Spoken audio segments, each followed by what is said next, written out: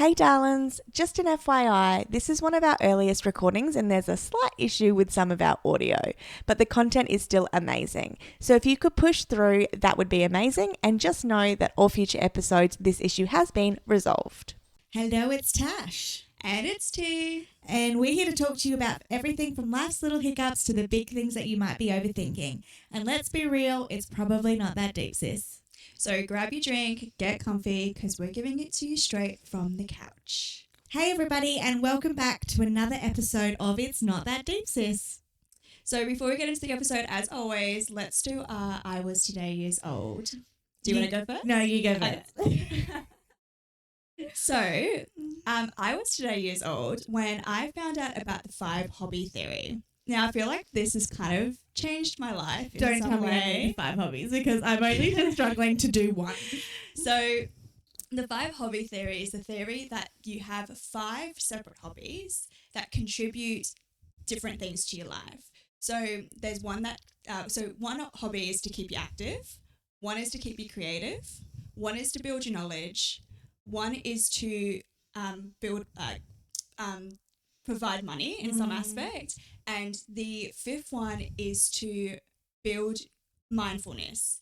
I love that. Because I think sometimes when we think of hobbies, we think of things that we either need to be really good at or really creative. Yes. And for someone like me, who I'm not like a sporty person, nor am I super creative, sometimes you struggle to find hobbies that you can commit to because you don't fall into that category. Yeah. So that's a really good way to think about it. Yeah, and the concept is to allow you to have a really robust sense of life and to fill your cup in all different areas of your life as well. Yeah. And I feel like as I'm sort of going through life, I've slowly started to accumulate more hobbies as I go along.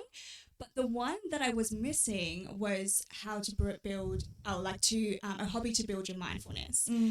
Now, when they talk about mindfulness, it typically looks in the way of like journaling or meditation. Yeah. These are things that I have tried, and it's just things that like don't necessarily stick with me. And I feel like hobbies, for the most part, it's that like they should be fun. Like it shouldn't be something that you have to be forced to do. But one way I've sort of implemented this is by getting myself a pair of skates. Now, I know that might not make sense in the foundation of mindfulness, but the way that I'm looking at it is that, so we all have an inner child. Now, for the most part, a lot of us have to heal our inner child, and my inner child tends to get quite fearful of 1, being hurt, and 2, being embarrassed. And I think the way of me being able to heal my inner child is by doing something that does, 1, bring me out of my comfort zone, and sort of feeds into that whole, like doing something that you don't have a skill in yet, and that you are inevitably going to hurt yourself and probably look like an absolute fool, and just sort of getting over that fear.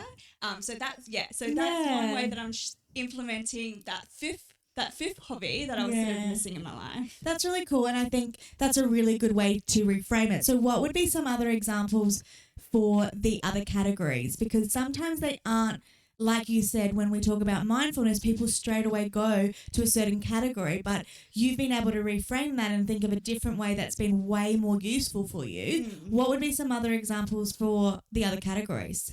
So, well, one of them being to stay in shape. So I think for a lot of us, that's like going to the gym or doing Pilates like you do.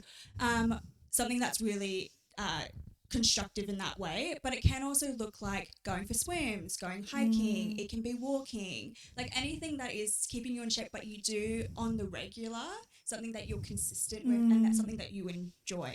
Even getting your sleep right, or eating healthier foods and things like that. Absolutely. And like building your knowledge, and that can look like reading, and it doesn't necessarily need to be reading things that a lot of like 5 ways you can build your habits or anything like that. It can look like reading fiction. Yeah. Just being able to expand your mindset and your knowledge and Yeah, that's really cool. I really, really love that. That's so good because I've always been the person that I'm like, I don't have any hobbies, but when I do think about it, like I do read and I do go to Pilates and I do walk every day, and they are hobbies, just not in the creative way that we normally think hobbies are. Yeah. That's really cool. What's yours? As per usual, mine is so yours are so deep. I was today years old when I found out You keep it light and airy. that Robert Irwin has a six pack. Oh my God. Can we please just make the whole episode about this? We can't because he's 10 years younger than me and I feel a little bit creepy. What have you written up? Getting scared. What's on here is not what because I wrote this and then the Bonds ad came out. Yeah. And I was like, I'm sorry. We need to talk about it. Under that car key, Oh my God. how did that exist? And how did we not know? I know. It does. It feels Wrong. predatory in some way. Like, obviously, he's of legal age. He's 21. Doesn't he seem like an old 21-year-old though? He's an old soul for sure. Yeah, But- like his dad. Yeah, like his dad. Yeah. And also, like, I feel like if you, like, somebody like him who's been in the limelight his entire life, I think that you sort of come accustomed to that. And that you sort of grow quicker than, like, that maturity-wise than a lot of other people. And you learn how to communicate in front of a screen and with people. But, oh, my God. Like, the whole world, not even just the nation, the whole world cannot get over it. Yeah. And reading the comments Oh is my so God, so funny. funny. Oh, my It's so God, I good. love it. But honestly, thank you so much, Robert. Yeah, and Bonds. Yeah, and Bonds, Thank honestly. Whoever decided to do it, promotion. Doing God's work. Yeah, Thank 100%. Love it. So let's get into today's episode. Yes. We are talking red flags. Red flag. So we want to talk what a red flag is, Mm-hmm. but we want to also talk about the difference between a red flag and an ick. Yeah. What they both are and the difference between them, because I think sometimes we cross them over. Sometimes things are a little bit icky. Yeah, and a little bit blurry. Yeah. Yeah. But we might see them as red flags or vice versa. So Yeah. let's talk about it. Okay, so what is a red flag? Well, a red flag historically has always been like a warning sign of some aspect. But in pop culture, the term signifies still a warning sign, but of something that is a behavior that is unhealthy or like some sort of problematic dynamic, which are typically looked at from a romantic relationship perspective. But obviously, you can see these things within all relationships in your life. This can look like controlling behavior, lack of communication, gaslighting, and love bombing.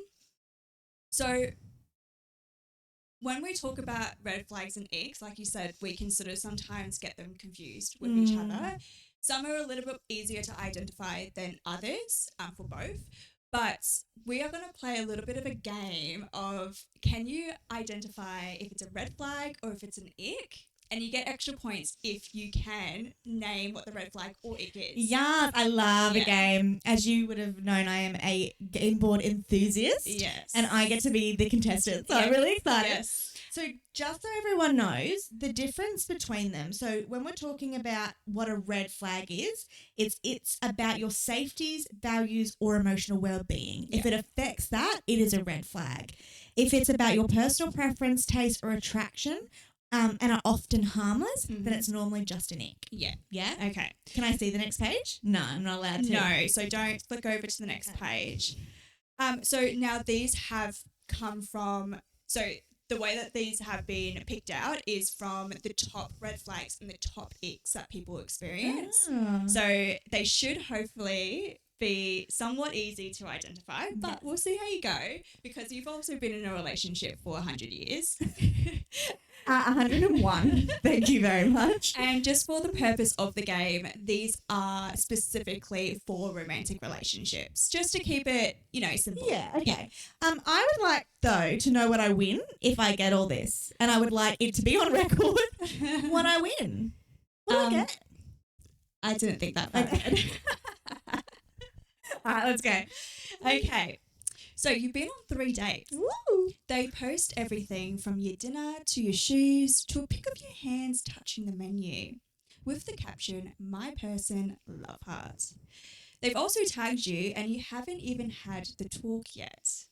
Is it a red flag or is it just an ick? I think it's a red flag. Okay. I think it's a red flag because I'm sorry, if we've only been on 3 dates and we haven't had the conversation, I'm not your person. Yeah. I just feel like that's very possessive, Yes. and if that's only 3 dates in, how possessive is this person going to be 3 months in and 3 years in? So to me, Absolutely. red flag. Yeah. So you did get the red flag correct. It comes from the boundary blurring behavior. Okay. Yeah, which is basically exactly what you're saying. You're 3 dates in, and it's like, this is possessiveness, and what's this going to look like 3 months down the road?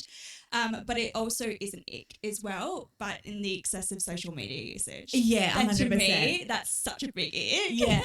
But Tiana doesn't even have Instagram. No, So no. for her, that would be a huge ick. Absolutely. All right. All right, 1 for 1. 1 for 1. Killing it. You express feeling hurt after they make a joke at your expense. Their response, "Ugh, I can't say anything around you," followed by silence. Then, "I'm sorry you took it that way." That's a fucking red flag through and through. Nothing is more frustrating than, number one, when you're genuinely pissed off at something and they continue to laugh. Yes. When you have identified that you're genuinely upset or Yeah. hurt. Yeah. And then on top of that, I'm sorry you felt that way, or I'm sorry that hurt your feelings, instead of going, I'm sorry that I hurt your feelings. Taking accountability. That wasn't Yeah. my intention. What the actual red flag is, what do we think it might be? You've actually already said part of the red flag, which is the lack of accountability. Yeah, okay. And maybe deflectiveness? Close. It's gaslighting. Okay. Well, Yeah. I'm sorry, but gaslighting, I think, is a fancy term. For deflective. Yeah, thank you. Yeah. Yeah. I can't say anything around you. Yeah, Oh, gross. gross. And it is icky, and I think this is why people... Yeah, get the blur, Yeah. the blurriness. But it would be, so I feel like if they were to say, I can't say anything around you, but then but then followed by a silence and go, "Look, I'm actually really sorry. I shouldn't have said that." Like, I feel like They're it's doubling there's down. there's an ick, but then there's I can take accountability. I acknowledge that I've hurt your feelings, and it's not going to happen again. And Yeah. it doesn't happen again. I think that's the important thing Yeah. as well, is that it doesn't happen again. But when they double down, Yeah. they don't want to take accountability, and then they gaslight you into feeling that making you feel stupid for feeling the way that you do Yeah. because of their behavior. Yeah. Exactly. Yeah. Okay, so you got half a point there. Okay, 1.1. Yeah. 1.5, sorry. Oh, yeah, okay. Yeah. You're out at a nice restaurant. They chew loudly, talk with food in their mouth, and make weird moaning noises when something tastes good. They also aggressively salt their food before tasting it. Oh my God, so 2 stories here. If you were our brother, he would literally murder you if you put salt. So he's a chef. And if you put salt, my parents do, or our parents do it, and they put salt and pepper on their food before they even taste it, and he goes mental. So this is definitely an ick. But I went on one date. This is obviously before I knew Joe. I went on one date with this guy. He was much older than me. Like, I reckon he was like maybe 5 to 6 years older than me. And we went out for a really nice dinner, and we were going home, and he was taking me down the escalator to my car, and I don't even know what the story is, but it's funny. we started kissing, and he was making yummy noises while we kissed, and it was the biggest ick. Everything can't. else was so good. It was such a nice restaurant. We had such good conversation. We had so much fun. Because he made yummy noises, it was the biggest ick, and I Yuck. couldn't see him again after Nah, that. that's like that. No. Icky, Yeah, icky. any attraction that you had for that man went Oh. right out the window as soon as he opened his mouth. Gross. That's So that is gross. 1,000% an ick. Is there actual ick things that I need to guess, or is it just a red flag I need to guess? Well, you can try to guess the ick, but Gross is what it's my ick. the ick is the loud eating and Yeah. the habits. Yeah. Yeah. And the yummy noises. Yeah. I don't like the noises. Yeah, the yummy noises. That's a no-go.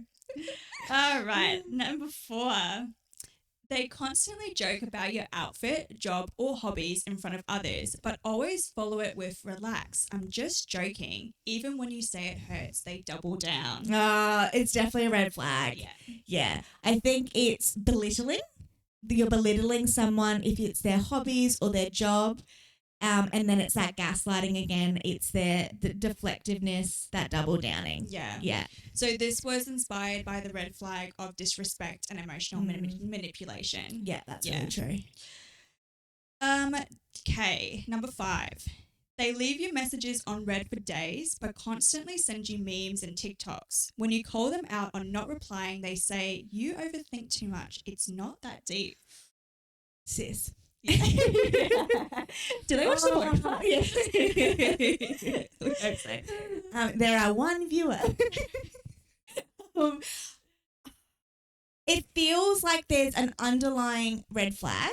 Yeah. Where I'm a little bit more empathetic to it is sometimes we just don't have capacity to respond to messages.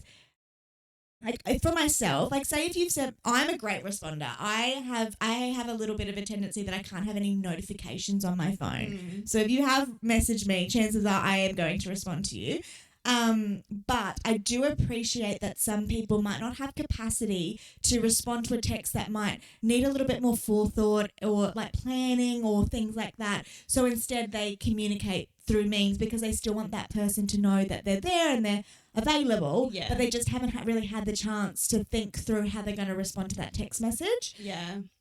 So that to me might just be a bit of an ick. Like I don't like it when people don't respond to me. Yeah. I think the second part though is a bit of a red flag to once again deflect someone's feelings and to go, just because it's not a big deal for you, if it's a big deal for them, I think you need to be empathetic and understand that. Yeah. And I think the way that they have addressed the second part is a red flag. Yeah, 100%. And you got both correct. So the red flag was the poor communication, and then this one was an ick as well, which was the texting habits. Yeah.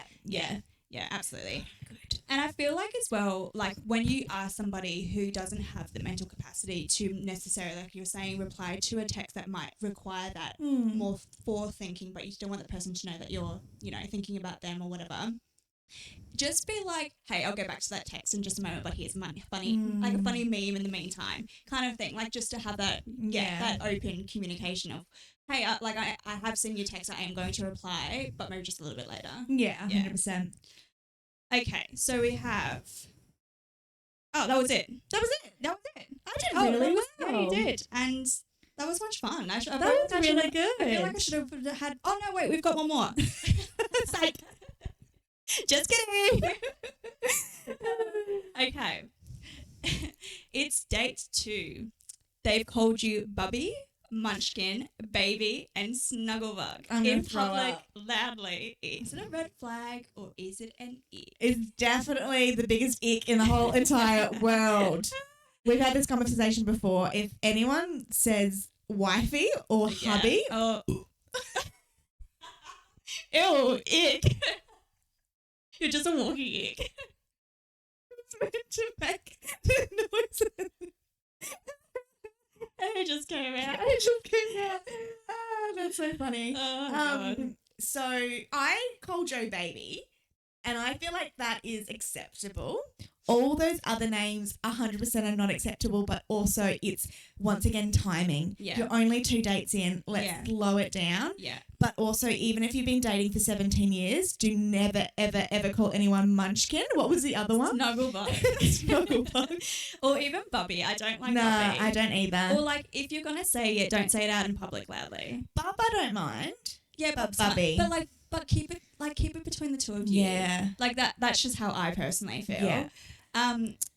So there's one red flag in there that you actually have missed, and this is, I think, the biggest contender that people experience. Don't tell me it yet. I want to get it right because I haven't missed a beat yet. Yeah. Read me the scenario again. Okay. Sorry for those playing along at home. It's date 2. They've called you Bubby, Munchkin, Baby, and Snugglebug in public loudly. What is it? What's the red flag? Oh my God, I actually don't know. potential love bombing. Okay. Yeah. Yeah. See, sorry. I was going to say, I feel like when we think of love bombing, it comes after a narcissistic behavior. And so then they follow it up with love bombing to make you feel crazy for calling them out on their bullshit. And it can definitely look like that for sure. But so coming from my own personal experience, love bombing can definitely, especially in the early stages of dating, where somebody just is like they shower you with so many compliments and like basically make you feel like you're the only person that exists in this entire world. And then the narcissism comes out. Okay. And then they revert back to what they previously were, just to remind you of the person that you probably fell in love with. Yeah. And that's how the manipulation works. That is so interesting. Yeah. I wouldn't have picked up on that at all. I would have just thought it was icky. But you're so right. Yeah. If that's a way to manipulate you into thinking that they're a really good, loving person, so that when that narcissistic behavior comes out, you do second guess yourself because you're like, but they were so loving in the beginning. Yeah, absolutely. Yeah. And what I think is so important, and honestly, I am sort of a little bit not jealous, but I can't think of the right word, but of the generation now where we are so exposed to these things. Like I would have never known what love bombing or gaslighting or any of these terms or what they meant were. But we're learning so much more about them just through like social media and all of that, like the knowledge that's, you know, at exposed, what's the word? Fingertips. Yeah. So much easier now. And so that it kind of does allow us to be able to identify these things earlier and more quickly when we do enter relationships. Yeah, because I think we always knew what they were, but I think giving things names gives it power. Yeah. So when you can identify and actually label it, then you're given so much power to be able to identify that thing, and that was something that this generation really does do well. Yeah, absolutely. Everything's got a little name for it, doesn't it? Yes. You can't get away with anything these days. Yeah, we will not allow it. So I'm sure that a lot of us, when we read those scenarios, could identify icks and red flags. Yeah. Even though we can identify them, though, I think sometimes we do tend to sometimes ignore them or brush them off as not as big of a deal as they are. Yeah. An article by this Psychology Today, written by an author and psychotherapist, Katie Gillis, explores why we often overlook red flags in relationships. One of the key points she highlights is that toxic behaviour can be difficult to recognise when they mimic what we've come to see as normal. Usually shaped by our upbringing and family dynamics. So, for example, if you say, but daddy really loves us, he just gets angry sometimes, may not seem harmful at first, but over time it can normalise behaviour that is actually unhealthy or acceptable. Yeah. And I think most of us can understand this, is that you don't know what you don't know. And if you're brought up in an environment where bad behaviour is normalised, you don't know what abuse is if you're not, you can't identify abuse if you don't know what abuse is. Yeah. Or you can't identify red flags if you don't know what a red flag is. Yeah. And I think, it does come from those environments that we are brought up in, is that when it's normalised or it's not addressed, we just think it's normal and then we tend to ignore it. Yeah, absolutely. And it's the same with really anything, like whether it be red flags or whether it be our eating habits. We learn all of this through our experience, and our experience, especially obviously from early days, is what our family. They're the exposure that we have to relationships and how we should also be treated and how we treat other people. Yeah, and I think that's why a lot of us hate these sayings now of, oh, boys will just be boys, or that's just the way that they are, because it's normalizing bad behavior. And the more that we do that, the more that we accept bad behavior and the more bad things happen. So when we stop saying those things and stop normalizing it, people are given so much strength to then identify red flags in relationships. So Gilly also discussed the one moment, please. Familiarity. Oh my God, I still didn't say it right. Familiarity. The familiarity trap. Wow. A pattern where adults with unresolved family trauma find themselves repeating dysfunctional dynamics simply because they feel familiar. The good news, she emphasizes, is the change is possible. With self-awareness and support, we can recognize these patterns and begin to break the cycle. Yeah.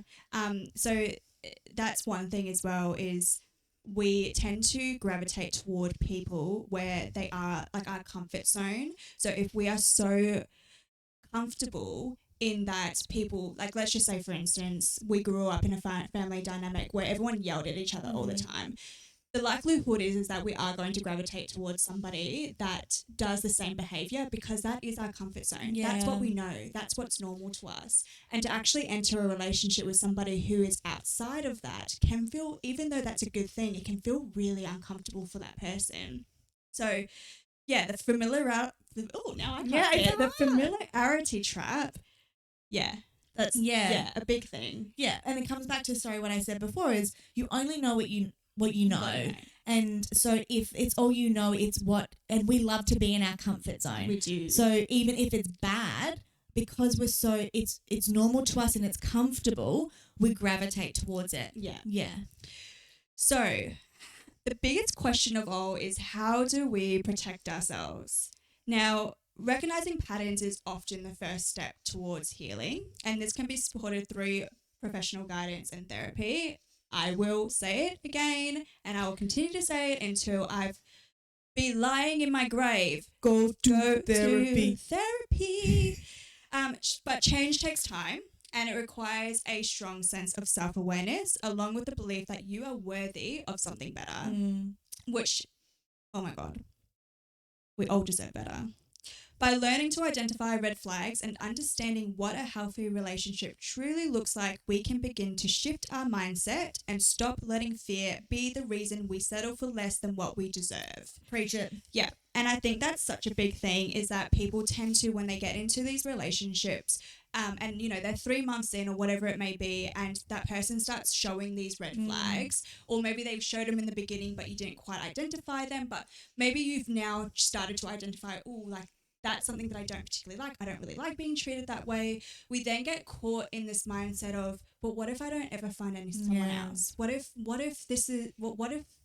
there's not a better person out there? And they sometimes show that they love me. Like, what if I don't get that from somebody else? Like, I think that we do tend to fall into that trap a little bit. And that mindset is normally amplified by that person because they make you feel that they are the best that you're ever going to get and you don't deserve any better. So not only are they treating you bad, they're also emphasizing that belief that you already have, and then you get stuck in this cycle. Yeah. And I think sometimes as well, especially if you are somebody that has gone through a little bit of trauma in your life, the thought of being with somebody who sometimes treats you okay rather than being alone, sometimes just being treated okay seems a little bit more appealing. Yeah, but being alone is always going to be better than being treated poorly. Yeah, being alone and working on yourself and healing, like, that's what you need to do. Yeah, and I think I hope that a lot of people are getting better at, especially females, identifying their self-worth and standing up for what they deserve, because you deserve so much better. Okay. Sure. What is a red flag that you used to overlook? Baby, I have red flags for days that you no longer do. Okay. So, there are a lot. But one that really sticks out to me is stonewalling. So for anyone that doesn't know what stonewalling is, so it's basically when you get into, like, whether it be like an argument or a disagreement with the person, and instead of like communicating with the other person, whether it be that they agree or disagree or whatever it may be, they go silent. They start to shut you out. And look, sometimes that's what a person needs in order to digest what is being said and their own feelings and then come back around to the conversation.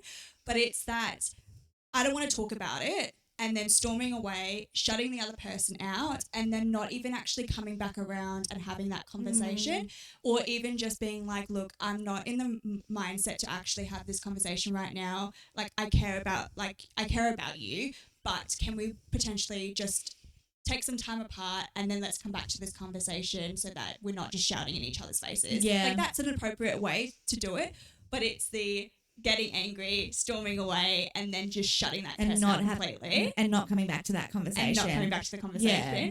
That is definitely a big red flag. And look, I'm guilty of it as well. Yeah. I'm guilty of doing it, so it's a red flag for me, but it's something that I've overcome. Yeah. But it's definitely something, and I think because I had tendencies of doing that when the person I was in a relationship with would do it also, I was able to relate. And so I then was like, oh, well, like, you know, like I get do it too, yeah. Yeah, but I think now that I've evolved and no longer do that, and I'm able to emotionally regulate a lot better, it's definitely something that would be a big deal breaker for me. Yeah. Oh, very interesting. So one, for me, it's actually for friendships because I have a perfect fiance. So people who are friends with everyone, but also always are gossiping or talking shit. Yeah. So I've never been, like, I've always had friends, but I've never been the the person that has these massive groups of friends. That's just not me. I'm way more comfortable in small groups. And so when I would become friends with people that were friends with everyone, I used to see it as, oh my God, they're so popular, they must be such a good person. And then when they would gossip to me or talk shit to me about their so-called friends, I thought that I was just this person that they could confide in, and so I felt really privileged. And over the years, what I realized is those people are extremely fake, and they have all of these friends because what they're doing to you, they're doing with every single person. Yeah. And that I've had some really horrible friendships because I've allowed those people to come into my space. And so I'm way more wary of people now, not just people that have lots of friends. That's not a red flag on its own. Yeah. It's when they're friends with everyone, but they talk shit about everyone. Yeah. And yeah, that's really interesting. And something that I probably wouldn't have been able to identify. Yeah. But being able to put it into the concept of friendships though. Yeah. That's a good one. Yeah. 100%. So let's get into our listener story. So you got a little posty post for us? I do. So, okay. So this comes from extremely anxious about my girlfriend going out. Controversial. Red flag already. All right. Let's hear him out though. No. Okay. That's it. Episode done. So about a year and a half ago, my ex cheated on me while partying. She was the quietest, most low-key girl you could imagine until she went out. After that breakup, I met my current girlfriend and we've been together for about 10 months now. She seemed like everything I ever wanted in a partner. Around 3 months ago, she started working as a photographer for student parties. We're both still students. And ever since, I've been feeling extremely anxious, jealous, and on edge. The event staff she works with are all guys, about 7 of them, and to be honest, they're all pretty attractive. What makes it worse is that when she goes out for these events, she dresses in a way that feels quite provocative, something she never does with me. She often comes home really late and it triggers my anxiety big time. She tells me it's just work and there's nothing going on, but I can't shake the feeling. Every time I check her Instagram, I see new guys from the events following her and she follows them back. It really messes with my head. I don't know if what she is doing is wrong, if I'm overreacting, or maybe she's not the person I thought she was. A while ago, I saw a picture of her of 6 guys and had a full-blown anxiety attack. I don't really know how to handle this anymore. I feel like it's eating me alive.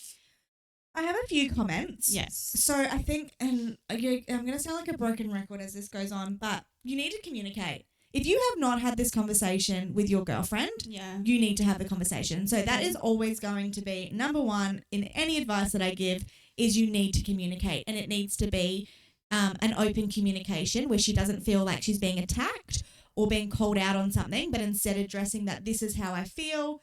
Can we have a conversation about it? But I think the biggest part here that I'm seeing is that he has some really bad unresolved trauma and he needs to sort that out for himself before he brings it in. I actually don't know if this is a guy. Sorry, I've just made a big assumption. I think we both have made a big assumption. It doesn't actually but specify whether because he said girlfriend and then with other guys, I'm assuming it's a a guy, heterosexual relationship. But so I'm going to make an assumption it's a guy. I think he has some unresolved trauma from his ex cheating on him. He really needs to do some self-discovery and work through that on his own, because I don't think it's necessarily what she's doing. I don't see anything wrong in what she's doing. She's living her best life.